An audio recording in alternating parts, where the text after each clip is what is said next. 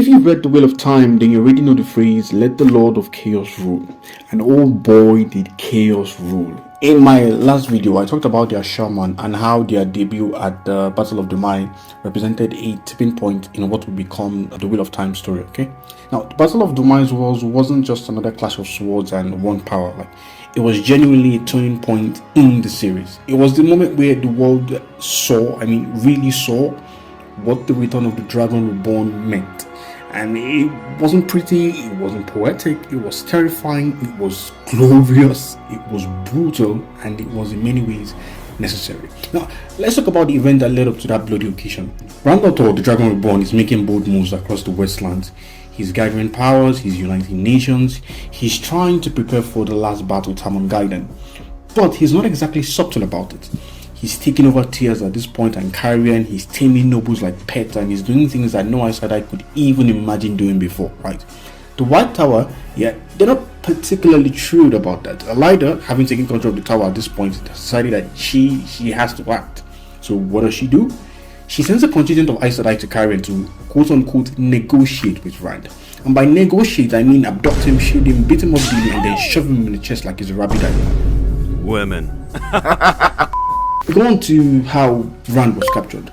Rand's abduction came via a combination of deception, there was careful planning, and the exploitation of his overconfidence. Specifically, he's believed that he could manage or manipulate the Aes Sedai sent by Elida. And here's how they pulled it off. Elida sent 39 Aes Sedai to Cairn, led by Galena Caspan, under the cover of diplomacy, right? Their supposed mission was to treat with Rand and convince him to go to the White Tower for his own safety. Of course, in reality, they were under secret orders to subdue and capture him. Rand, aware of their potential danger but overconfident in his own strength and influence as the Dragon Reborn, allowed them to remain in Cairn, although under close watch. So they in turn played along with the charade, waiting for the right moment to act. Now, bear in mind that Rand was trying to manage Cairn, the rebel Aes Sedai, and IE politics. His focus was divided in no small way. This, coupled with Leusterin gibbering and jabbering in his head, had him strained and worse for wear. During this time, however, they sent Rand small gifts, messages to gain his trust and appear cooperative.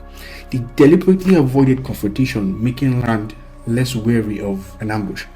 Rand was confident that he could handle a handful of Aes Sedai, right? 6 at the most. And thus, he only allowed a small number, perhaps 3, into his presence at any given time. What he didn't know, however, was that the true number was far greater, over 13, with many delegations, right? As servants who went under his nose. Now, when he first met the delegation, he was wary enough that he scrutinized the face of the attendants.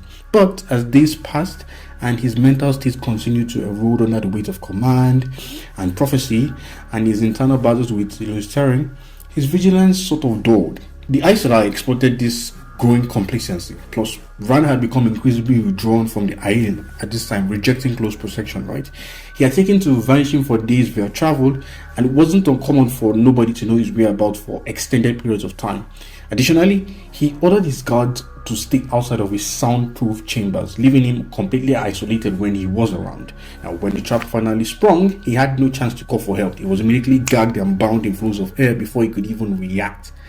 The shields woven were linked by a circle of Aes Sedai, and they immediately severed him from the one power. Now, even Leusterin offered no timely warning. By the time they sealed him in chest for transport, Rand was out and down for the count without even a chance to fight back. Mead was captured with him as well. Okay, the Tower Aes Sedai didn't depart immediately for the White Tower to avoid suspicion after the kidnapping. Instead, they waited for several days before announcing that they were fed up with Rand's delaying tactics. But not long after they left Cairn, Rand's people noticed that Rand had been kidnapped. Now, following this, Perrin, Dobrain, Rourke, and Torelli organized a small rescue party for fear that revealing Rand's kidnapping would start a panic. Now, there were a lot of players on the board. The Battle of Dumai brought together a vast and deadly convergence of forces. On one hand, we have Rand's outlaws kidnappers who were 39 Aes Sedai from the White Tower, led by Galena Caspan, 6 of whom were secretly Black Ajar, accompanied by their warders, and we on the other had 582 younglings under the command of Gawin Trakand. They struck an uneasy alliance with the Shaido Ayu, who were led by Savannah, had a force of approximately 40,000, including 300 channeling wise ones. Against them stood Rand's rescuers, Perinibara, led by a mixed host including 1,000 wolves, 2 rivers men, some Carrianian soldiers, some Mayana wing guards, And the Salila Aes Sedai sent 9 sisters with 16 brothers. Ruach led about 6,000 tired Aiel, supported by the Asha'man and the Farades Mai. And then we had the Asha'man arrive. Now, moving on to the battle itself, imagine this. Rand is in the chest, barely conscious. He's shielded by 6 Aes Sedai at all times, and he's surrounded by more sisters, and then guided by thousands of Shido Aiel. But they didn't quite expect Perrin or his wolves. They definitely didn't expect their Asha'man to show up. What happens next is pure carnage. The 2 reverse archers, they rain death from a distance. The Aiel who follow Rand, they charge into battle with their spears. The wolves, they join the fray, howling and tearing through the Shido. As an aside, the Shido turned on the Tower Aes Sedai as Savannah wanted to take Rand from them and wed herself to him so she could gain authority. Crazy? Certainly. So if you've been following, you can now see that this has become a free-for-all, right? The Shido are fighting both Rand's rescuers and the Tower Aes Sedai and team for the other forces. And as the battle progresses, Rand is able to escape when the Aes Sedai who held the shield tied off to join the battle. This allows Rand, aided by Lusterin, to escape, stealing 3 sisters in one blow and then rescuing me. Now, going back to the battle, pro-Rand forces are about to be overwhelmed by the Shido forces. And then, just then, the battle flips on its head because the Asha'man arrive through gateways, right? About 200 Asha'man led by Mazrim Taim traveled to Dumai's walls among the Shido forces and immediately begin destroying them with the use of the One Power in an effort to reach Rand.